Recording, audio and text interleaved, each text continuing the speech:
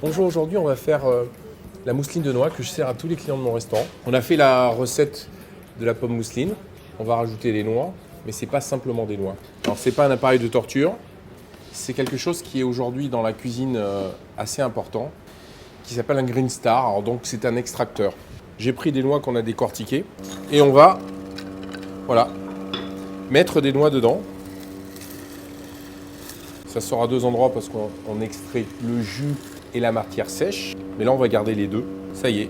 Donc, on a une poudre de noix, ce qui permet, en fait, comme c'est des rouleaux, on a une poudre de noix fine et on a gardé tous les arômes de noix. Si on les avait mixés, on aurait chauffé.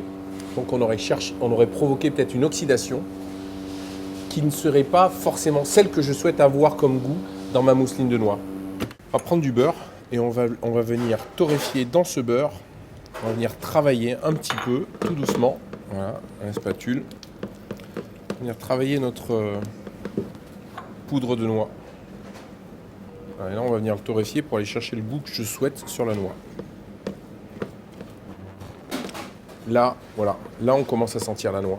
Vous ne le sentez pas, mais moi, je le sens. Voilà. Et là, on va le laisser un petit peu toaster, un petit peu se développer en arôme.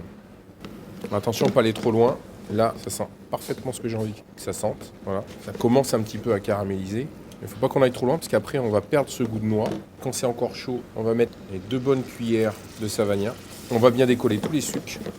Et là, on fait partir un peu l'acidité parce que ce vin jaune est très intéressant, mais si on ne le fait pas bouillir, on va garder l'alcool et c'est le goût. Ça va venir renforcer ce petit goût oxydatif de noix qu'on va chercher à mettre dans la purée. On a mis un petit peu de bouillon. On décolle tout. Voilà. Petit coup de fouet dedans. On a provoqué l'émulsion et on a notre concentré d'arôme de noix. Alors, on a notre mousseline de pommes de terre.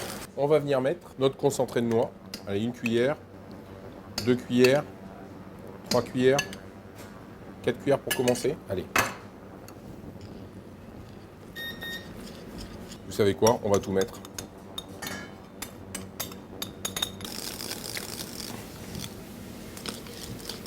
On va un tout petit peu réassaisonner et rajouter au dernier moment une petite lichette de vin jaune qui va apporter l'acidité. Plus on mélange, plus c'est aérien. Nous, au restaurant, on la repasse encore une fois au tamis.